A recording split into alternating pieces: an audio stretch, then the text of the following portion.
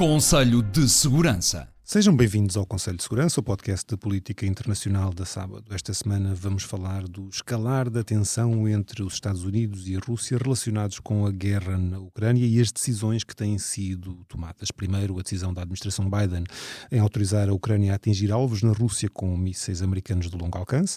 Em resposta, a Rússia formalizou uma nova doutrina em que baixou os requisitos para utilizar armas nucleares e, mais recentemente, o governo americano aprovou também o fornecimento de minas antipessoais à Ucrânia. Para nos esclarecer estes contornos destas movimentações, estou aqui com o professor de Relações Internacionais Vasco Rato e com o jornalista João Carlos Barradas. Eu sou o Nuno Tiago Pinto, diretor da Sábado e moderador deste podcast. It's the same irresponsible rhetoric that we've seen before and that we've seen, frankly, for the past 2 years. So it's something that we're going to continue to monitor, but we don't have any indications that Russia is preparing to use a nuclear weapon within Ukraine, and we don't see any, we don't see any changes that need to be made to our own nuclear posture as well. A Casa Branca diz que a ameaça de usar armas nucleares é uma retórica irresponsável por parte da Rússia. É assim? É tremendamente irresponsável, mas vamos lá ver, não é de agora. Putin tem, desde que começou esta guerra, tem várias vezes feito referências dessa natureza e ameaças dessa natureza. Portanto, para além de ser irresponsável, é contraproducente. Contraproducente porquê? A ideia de dissuasão nuclear é relativamente simples, não é? Traduz-se, muito simplesmente, mas não fugindo à essência da coisa, traduz-se na disponibilidade de utilizar armas nucleares em determinadas condições. Agora, para que surte esse efeito dissuasor, é preciso que essa vontade, essa intenção seja levada a sério, ou seja credível. Portanto, em última análise, a dissuasão nuclear assenta na credibilidade e, do outro lado, aceitar a palavra, não é? Aceitar que o outro lado está disposto a utilizar essas armas. O que tem vindo a acontecer nos últimos 3 anos é o seguinte, é que essa credibilidade, tanto por parte da NATO, ou mais especificamente por parte dos Estados Unidos, como por parte de Putin, essa credibilidade tem-se vindo a desfazer. À medida que Putin diz que utiliza as armas, isto é o Pedro e o Lobo, no fundo, não é? Ele já autou, eu julgo que já ameaçou com esse uso pelo menos 12 vezes ao longo deste tempo. Portanto, isso descredibiliza. Claro, descredibiliza. E, aliás, se essa ameaça fosse credível, ou, digamos, fosse suficientemente credível, provavelmente o que está a acontecer agora não teria acontecido. Por outro lado, a NATO também tem um problema, porque Joe Biden deixou-se intimidar permanentemente, deixou-se condicionar pelas palavras de Putin, o que significa que alguns parceiros dentro da NATO legitimamente podem perguntar se, em caso de ataque, os Estados Unidos de facto recorreriam, se fosse necessário, às suas armas. E isto não é só na Europa, quer dizer, o problema é semelhante no Médio Oriente, não é? Que Biden esteve constantemente a tentar moderar Netanyahu. Bom, portanto, isto levanta um problema muito sério. E, por outras palavras, o João sabe mais do que eu sobre isto, mas se a gente olhar para aquilo que é dito na imprensa russa, diz-se, de uma forma até bastante aberta, que os russos não se sentem intimidados também pelas ameaças do Ocidente. Por outras palavras, o que tentar dizer, talvez mal, mas o que eu estou a tentar dizer é que o problema da credibilidade coloca-se agora dos dois lados. E isso é uma receita para desastres, porque, vamos lá ver, a gente grita lobo, lobo, lobo, e quando de facto há o lobo, as coisas têm o desfecho que têm. Tem um desfecho que tem, não é? Lavrov, por seu turno, acabou por dizer que o uso da arma nuclear é preventiva. Vamos ouvir. We are convinced that the nuclear weapon is first and foremost a weapon to constrain any, prevent any nuclear war. Como é que se justifica então esta mudança de doutrina? Ou por outras formas, estamos mais próximos de um holocausto nuclear? Lavrov está a mentir, porque o documento que foi publicado foi promulgado por Putin no dia 19 deste mês, é taxativo numa série de definições e tem alterações significativas em relação à doutrina que era vigente desde o ano de 2020. Porque é que o Ministro dos Negócios Estrangeiros está a cumprir o seu dever mentindo?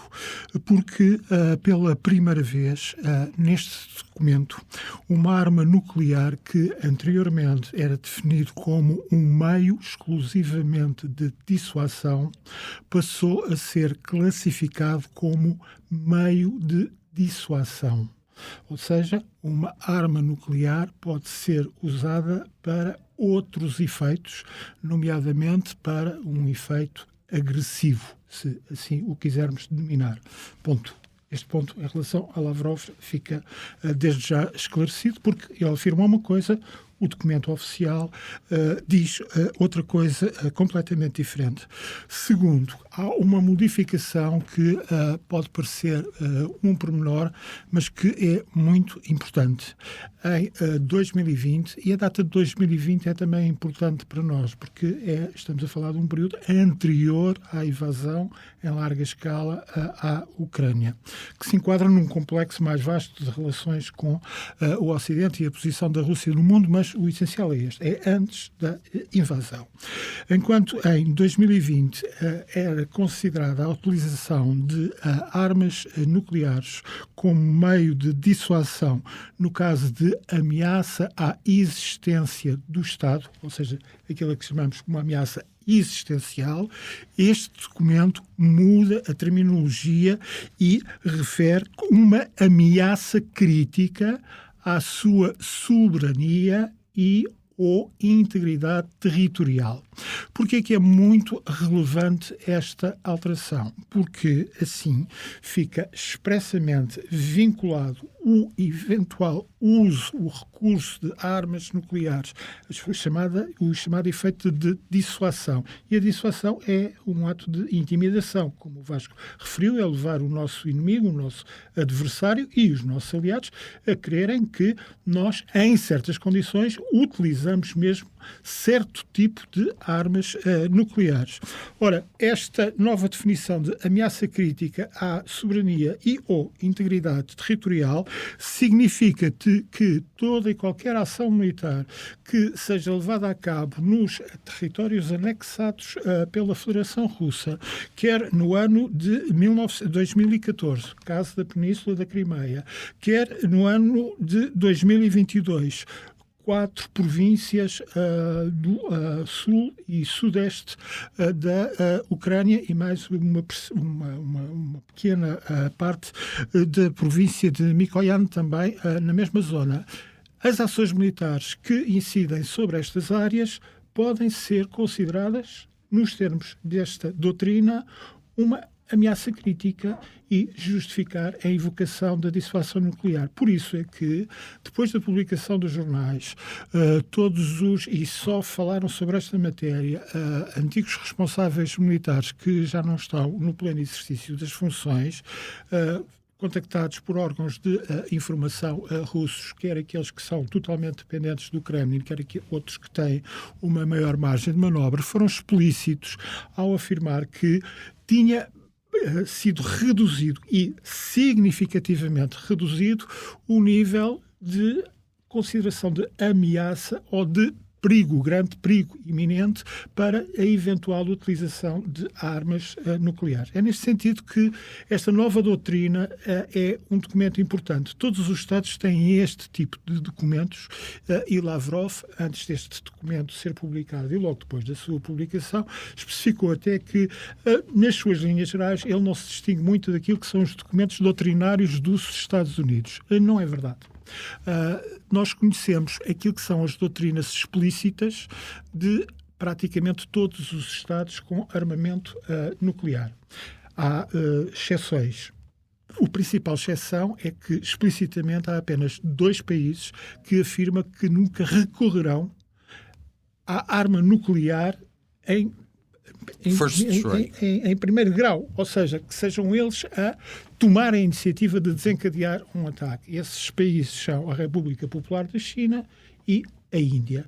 Todos os demais são omissos nessa matéria ou mantêm aquilo que é típico deste tipo de documentos, mantêm uma posição de ambiguidade. Israel é um caso diferente porque Israel não reconhece sequer a existência do seu nega. E conseguem estabelecer aqui algum paralelismo, algum momento da história em que tenhamos vivido uma situação semelhante a esta? Não. Quer dizer, eventualmente, finais dos anos 50, início dos anos 60, onde estas coisas não eram inteiramente claras. Mas, vamos lá ver. Antes da proliferação, propriamente dito. Sim, exato. Porque é que existe uma doutrina nuclear? Porque é que estes documentos são relevantes? O que estes documentos, na prática, fazem é sinalizar perante o adversário aquilo que será previsível em caso de. Por outras palavras, são documentos que visam estabelecer, digamos, o âmbito da previsibilidade da ação de forma a que se possam evitar erros de cálculo do outro lado, não é? E, portanto, isto é muito simples. Imagina que eu te dou um murro, coisa que jamais faria, evidentemente, mas caso que eu te dê um murro, eu tenho de antecipar o que é que tu vais fazer.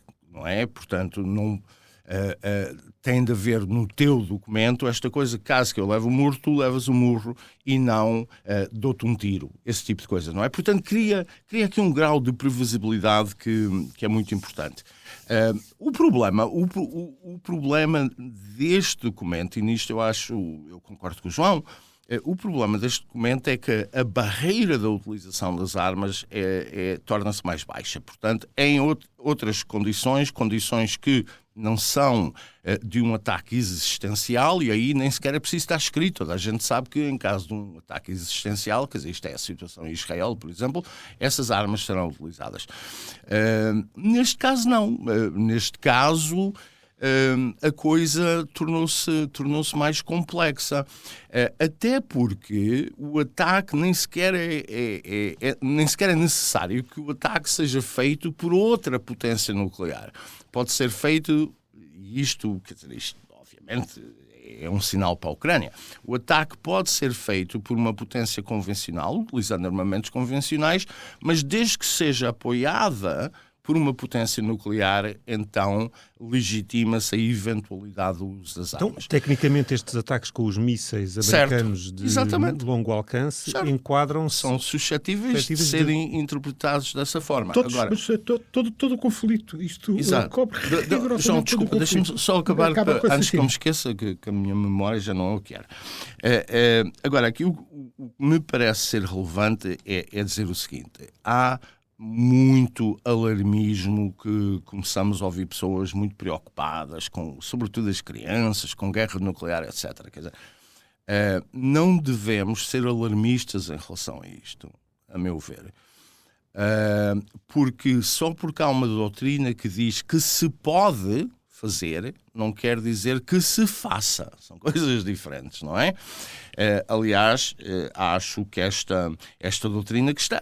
Quer dizer, na prática a gente já sabe desde setembro do ano passado o que é que vai estar neste documento. E, portanto, há aqui também uma tentativa de ganhar algum leverage em relação aos Estados Unidos e às negociações, etc. Mas é útil dizer que quando se fala no uso nuclear, quer dizer, não estamos imediatamente a falar de troca de mísseis intercontinentais e a destruição mundial. Não é isso, em princípio, que se está a falar. O que se está a dizer, ou que os russos estão a dizer, é que poderão utilizar armas de teatro, ok? Que, portanto, são armas dimensão relativamente reduzida, não deixam de ser nucleares e são péssimas, obviamente, mas não estamos a falar de armas de teatro operacional, não é? E não é exatamente a mesma coisa. Ias acrescentar, João?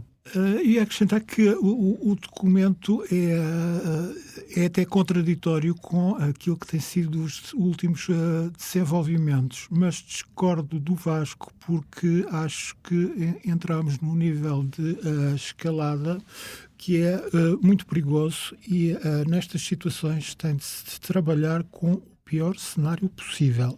Ou seja, tem de haver uma contra-escalada do lado adversário da Rússia. Eu vou dar 2 exemplos simples.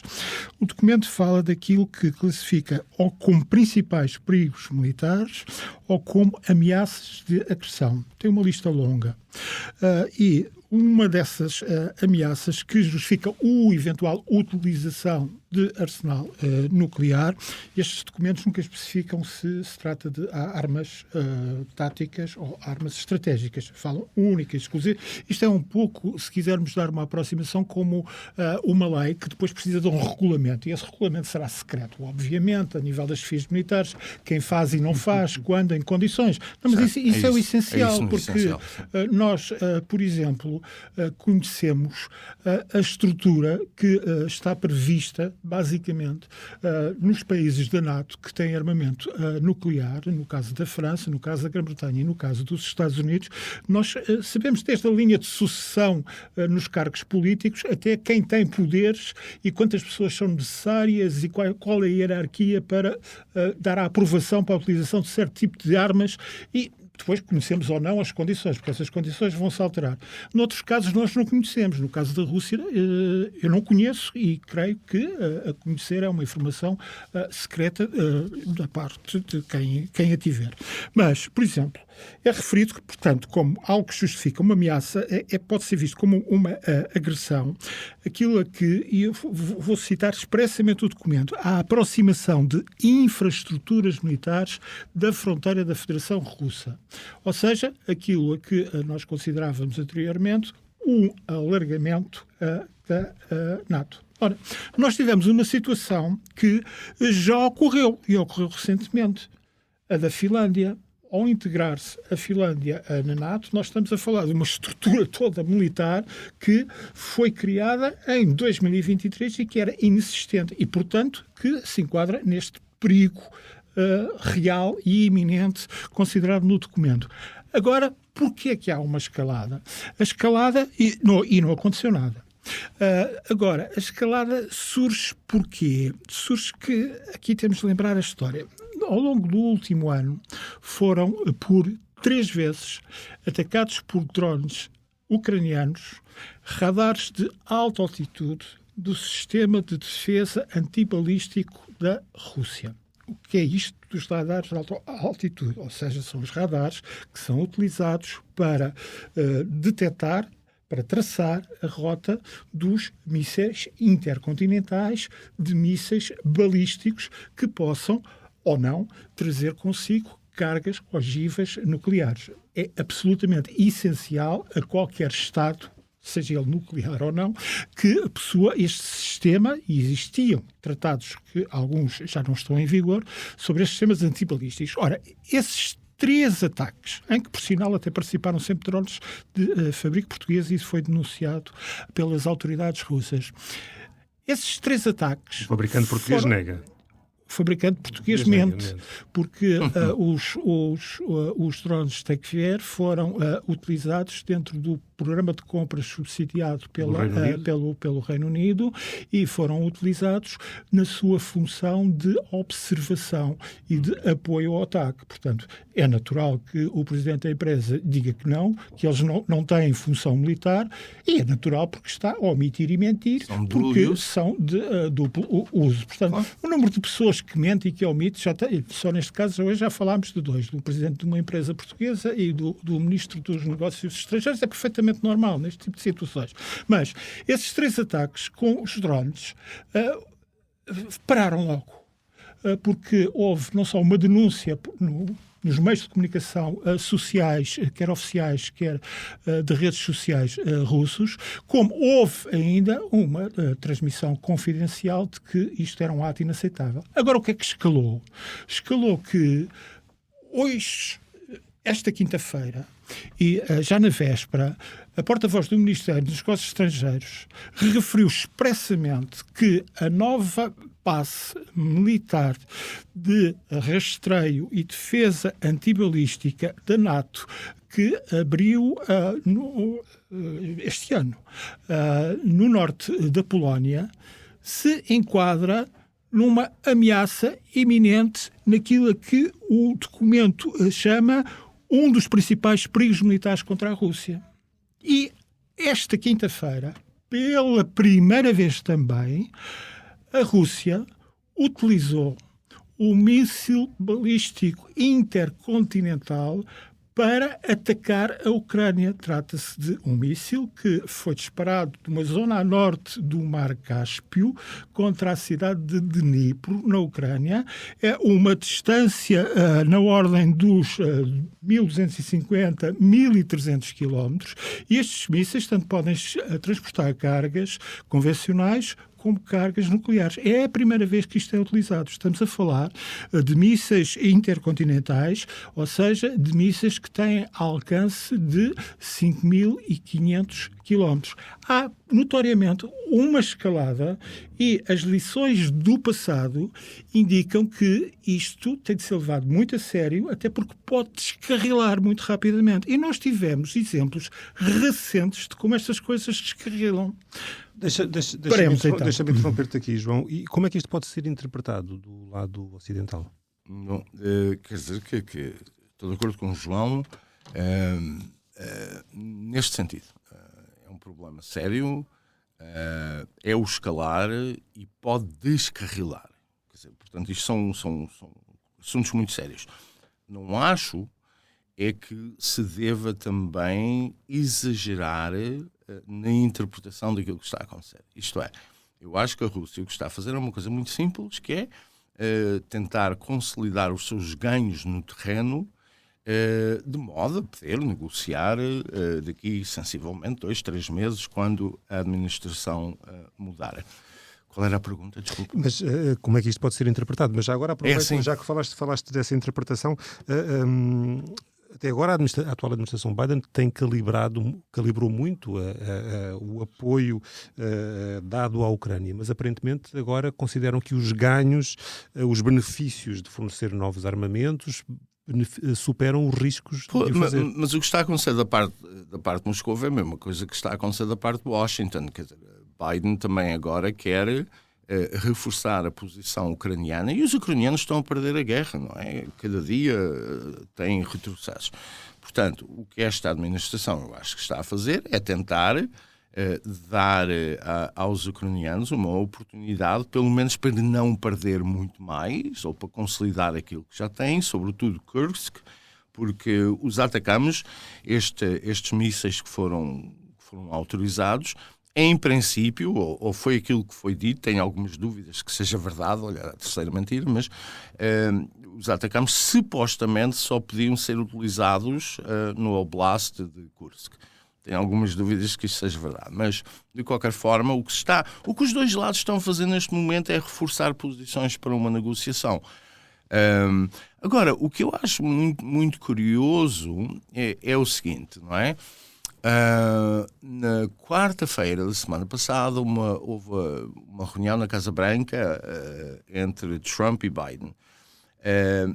Ao tomar esta decisão, ou ao anunciar esta decisão, parte-se do pressuposto que um presidente só tem 2 meses de mandato teria informado o próximo presidente.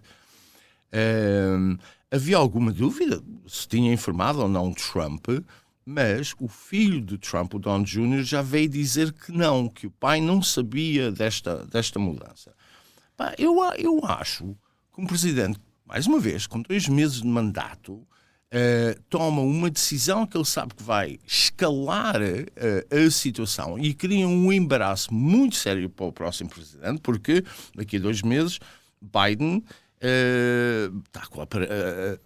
Trump está com as costas contra a parede, porque ou aprova isto, não é? E isso também será uma escalada, outra escalada, ou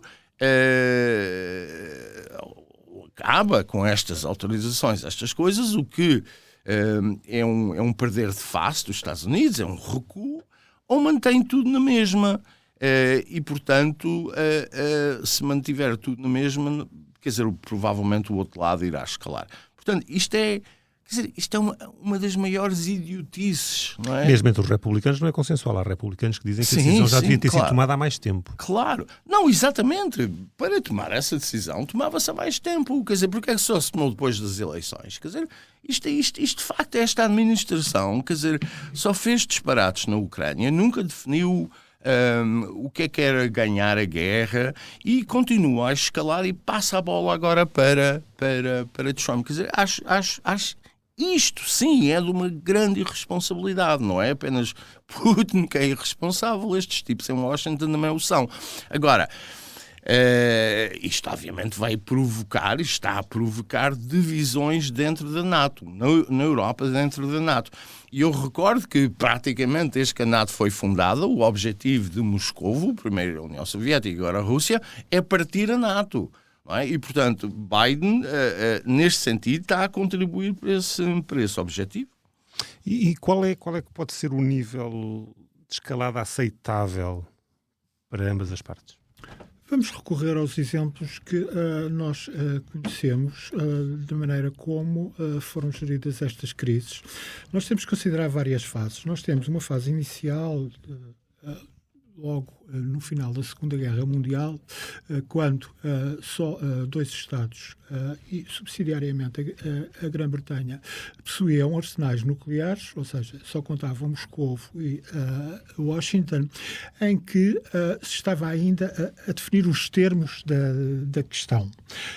E tivemos uma primeira fase em que era considerada uma arma com alto poder destrutivo, até se chegar a uma segunda fase em que os arsenais já eram tão vastos, em que se passou a considerar como um perigo existencial para os dois Estados e para a humanidade. Simultaneamente, começou-se a tentar perceber como é que se poderia utilizar as armas nucleares de um ponto de vista tático. Primeiro, se era possível ganhar uma guerra nuclear, em que condições, qual era a definição de vitória, e depois como é que houve um consenso que não era possível ganhar uma guerra nuclear, que seria trágico para todos, mas passou a haver uma doutrina que foi sendo estabelecida pouco a pouco sobre a utilização das armas nucleares em campo de batalha. Aquilo que nós chamamos de armas nucleares táticas. Não é preciso irmos muito longe para perceber como é que isto funciona e como é que é considerado que a Rússia as possa utilizar, eventualmente, na Ucrânia. A questão da Coreia, teremos de falar dela, é diferente. Basta pensarmos, por exemplo, o que era a doutrina de Portugal, como membro da NATO e da NATO, nos anos 70. A NATO considerava que não tinha capacidade convencional, não tinha um número de tropas, de forças mecanizadas, de força aérea presente na Europa para fazer face a uma invasão em larga escala das forças do Pacto de Varsóvia. E, portanto, a primeira fase implicava a utilização de armas táticas para deter esse avanço. É um dos vários cenários que eram considerados na doutrina da NATO nessa época, nos anos 70. Portanto, é apenas para dar um exemplo de como isto sempre foi considerado. Estas evoluções continuaram porque o problema da proliferação mudou os dados da questão. Estas potências tiveram sempre tendência para utilizar as suas armas nucleares quando eram monopolistas. Nós não nos podemos esquecer que a Rússia esteve a um passo, no tempo em que era União Soviética, de utilizar uma bomba atómica contra as forças chinesas durante o conflito fronteiriço no final dos anos 60. foi por um triz que não foi utilizada essa arma nuclear. A documentação hoje em dia está disponível sobre o assunto. Nós sabemos ainda que tivemos outros casos de proliferação que se descontrolou, e alguns casos em que a proliferação foi feita à revelia das potências. O caso da cooperação entre a França e Israel, no projeto que desde o início foi conduzido um veterano da política israelita, Shimon Peres, quer como Ministro dos Negócios Estrangeiros, quer como Ministro da Defesa, em que a criação do arsenal nuclear israelita foi conseguida através da cooperação com a França.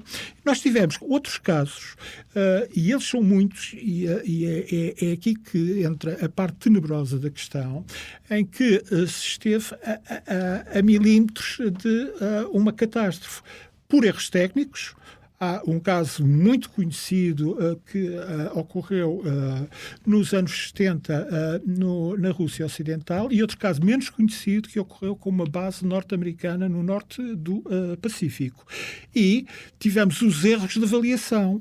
O erro de avaliação mais conhecido e mais grave foi a maneira como Andropov, no seu último ano como secretário-geral muito efêmero do Partido Comunista da União Soviética, temia que um exercício de grande amplitude, chamado Able Archer da NATO, escondesse aquilo que era um first strike, um primeiro ataque contra a União Soviética. E isto escalou de tal maneira que foi, aliás, pelo que parece até agora da documentação que se conhece, apenas o facto de haver uma fonte de informação ao mais alto nível dos ocidentais no Kremlin que permitiu baixar um pouco a temperatura. Esta é a informação que existe disponível. Isso foi em 83, não foi? Exatamente.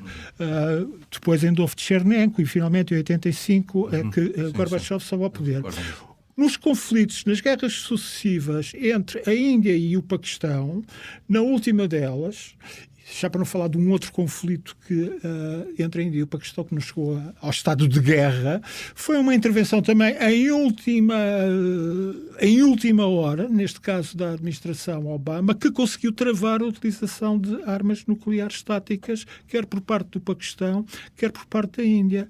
A Coreia é um problema, digamos assim, do arco da velha, se me permitem a expressão, porque a Coreia está contemplada como aliado da Rússia neste documento. E a Coreia do Norte. E a política da Coreia do Norte, que sofre alterações sucessivas, é uma política de escalada e de utilização de primeiro ataque no caso do seu arsenal nuclear. E ela tem arsenal nuclear para isso, ao contrário de outras potências que têm arsenais mais reduzidos. E isso leva-nos a perceber também porque é que aconteceu outra decisão que é altamente complicada por parte da administração Biden, que foi o de dar andamento à disponibilização para a Ucrânia de utilizar um determinado tipo de minas antipessoais que estão proibidas pelo tratado que os Estados Unidos não reconhecem, mas de que a Ucrânia é signatária. A Rússia também não reconhece. Esta autorização foi dada pela primeira vez pelo Presidente Trump. Ainda pelo Presidente Trump. Mas depois ficou em suspensa. E que tipo de minas são estas? Que é, aliás, uma das justificações para nem a Coreia do Sul, nem a Coreia do Norte, obviamente, nem os Estados Unidos terem ratificado o tratado. É que elas são absolutamente essenciais na zona desmilitarizada entre as duas Coreias para travar um avanço convencional das tropas do Norte. Parece um bocadinho aquela história da NATO nos anos 60, a superioridade numérica do Pacto de Varsóvia, que vinha por ali abaixo pelas autoestradas alemãs e que chegava aqui ao Cabo da Roca. Não estou a brincar, era mesmo para chegar ao Cabo da Roca. E, portanto, é neste conjunto e em que nós ainda temos de considerar a outra coisa pior, talvez, disto tudo. É as tentativas abortadas. Há os Estados que, por decisão própria, abandonaram projetos militares nucleares. Os casos mais conhecidos são o Brasil, a Argentina e a África do Sul. Há aqueles que foram obrigados a isso pelo uso da força. Foi o caso do Iraque e, em certo sentido, da Líbia. E o que é que acontece quando se deixa de ter uma proteção nuclear? Arrisca-se a que aconteça a mesma coisa que aconteceu a Gaddafi. Mas nesse cenário, e neste cenário que tu tratavas há pouco de divisão, da NATO estar partida, poderá haver alguém aqui que possa surgir como um mediador do conflito?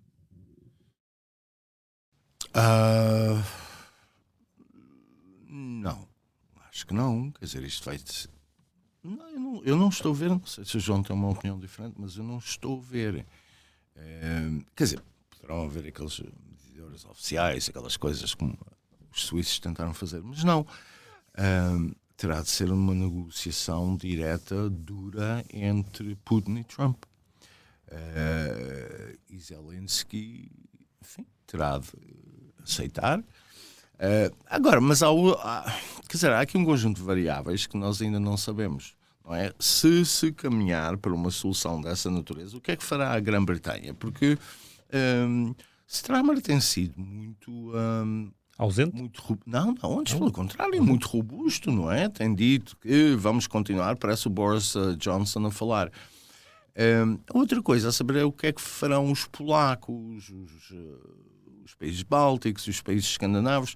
Se calhar, quer dizer, alguma garantia de segurança vai ter de ser dada, presumo, por parte da Europa a Kiev.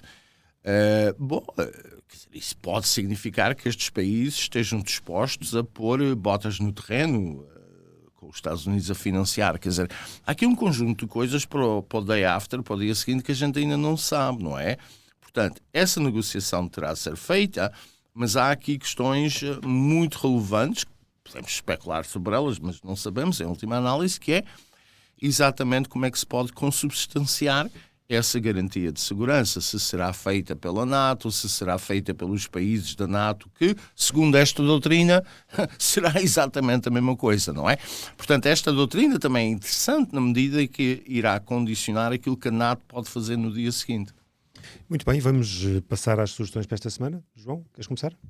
No nuclear, já que estamos no nuclear, é que nós estamos a esquecer-nos que o perigo nuclear está sempre presente e já esteve prestes a explodir nesta guerra. Nós estamos a esquecer que a maior central nuclear civil da Europa, em Zaporizhia, está ocupada pelas forças russas desde o início da invasão em larga escala e tem sido palco de bombardeamentos sucessivos, de ataques que têm cortado o fornecimento de energia, e a situação é a tal ponto grave que a Agência Internacional de Energia Atómica tem destacado em permanência equipas no local.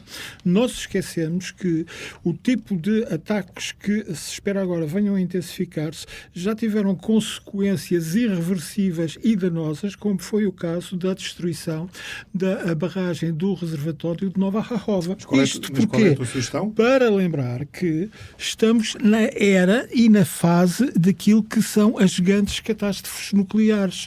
E há um livro muito bom de um grande especialista ucraniano que trabalha nos Estados Unidos, o historiador Sergei Plahry, que está editado em português e que se chama precisamente, foi editado pela Presença, e que aborda precisamente esta questão dos acidentes nucleares, destes átomos perigosos.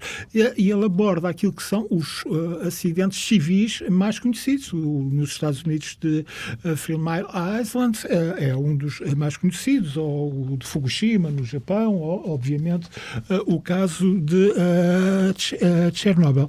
E este Átomos e Cinzas, que é o título que ele dá, porque há a questão também das cinzas, o que é que se faz a tudo o que é o lixo nuclear, e é um tema que está tão ligado à utilização do nuclear militar que nos faz lembrar aquilo que foi um plano fracassado. Nos anos 50, no tempo do duopólio russo, soviético e norte-americano, o presidente Eisenhower lançou um programa que se chamava Átomos pela Paz, e que pretendia transformar aquilo que era o medo que existia do nuclear naquilo que seria as grandes conquistas que o nuclear civil poderia vir a trazer.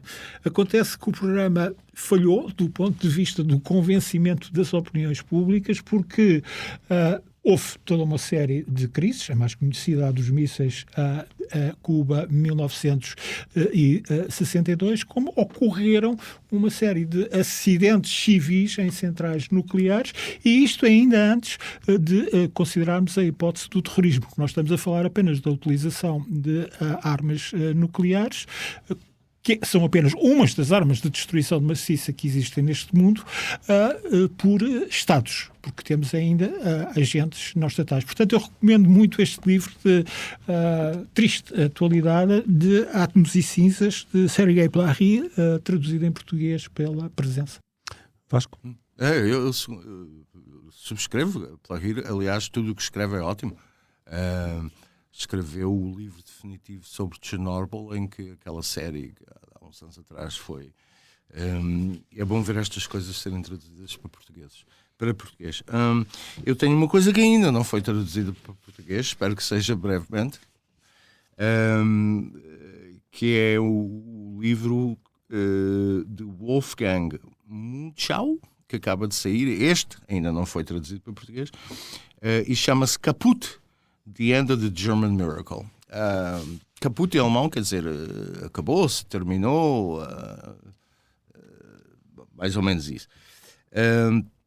E o livro é sobre o modelo de mercado social alemão, ou seja, sobre o modelo económico alemão. O Wolfgang Munchau é muito interessante, escrevia, não sei se ainda escreve no Financial Times, mas escreve no New Statesman, isso eu sei, é onde eu leio. E é um excelente jornalista, mas crescentemente nos últimos tempos tornou-se muito crítico em relação ao caminho que a Alemanha estava a traçar. E, portanto, o livro, no fundo, olha para a economia alemã, diz este modelo já não é sustentável e a Alemanha tem de fazer uma profunda reestruturação, que é, aliás, um tema que nós já referimos aqui nesta nossa tertúlia. O livro acaba de sair há 2 semanas e, portanto, é útil e era, sobretudo, útil se alguns dos políticos nossos do nosso país lessem isto, que é para perceberem o que é que aí vem. Obrigado aos dois. O Conselho de Segurança fica por aqui. Nas bancas está a mais recente edição da Sábado, que tem na capa uma investigação sobre como, nos últimos anos, os estrangeiros dominaram as grandes empresas portuguesas e encolheram o poder nacional na banca, seguros, energia e saúde. Como habitualmente, pode ouvir-nos em todas as plataformas de podcasts, no canal do YouTube da Sábado e no site da Sábado. Obrigado por estar desse lado e até para a semana.